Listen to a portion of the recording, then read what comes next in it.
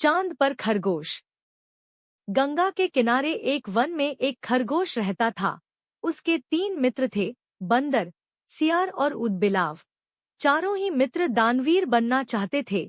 एक दिन बातचीत के क्रम में उन्होंने उपोषद के दिन परमदान का निर्णय लिया, क्योंकि उस दिन के दान का संपूर्ण फल प्राप्त होता है। ऐसी बौद्धों की अवधारणा रही है।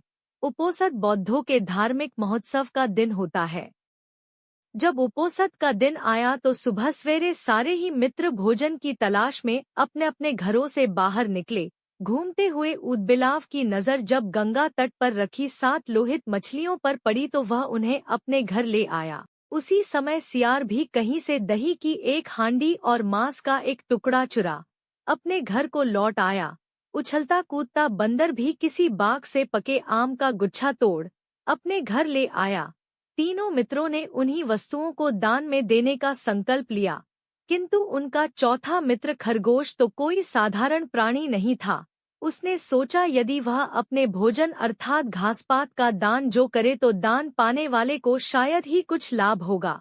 अतः उसने उपोषद के अवसर पर याचक को परम संतुष्ट करने के उद्देश्य से स्वयं को ही दान में देने का निर्णय लिया। उसके स्वयं के त्याग का निर्णय संपूर्ण ब्रह्मांड को दोलायमान करने लगा और शक्त के आसन को भी तप्त करने लगा। वैदिक परंपरा में शक्त को शक्र या इंद्र कहते हैं। शक्त ने जब इस अति अलौकिक घटना का कारण जाना तो सन्यासी के रूप में वह उन चारों मित्रों की दानपरायणता की परीक्षा लेने स्वयं ही उनके घरों पर पहुंचे। ऊदबिलाव, सियार और बंदर ने शक्त को अपने अपने घरों से क्रमश मछलियां, मांस और दही एवं पके आम के गुच्छे दान में देना चाहा, किंतु शक्त ने उनके द्वारा दी गई दान को वस्तुओं को ग्रहण नहीं किया। फिर वह खरगोश के पास पहुंचे और दान की याचना की।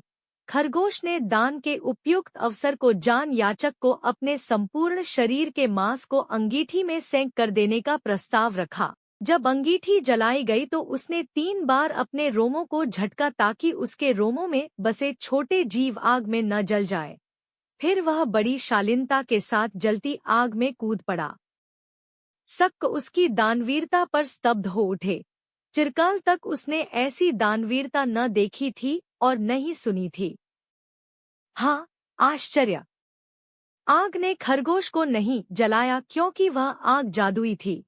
शक्त के द्वारा किए गए परीक्षण का एक मायाजाल था।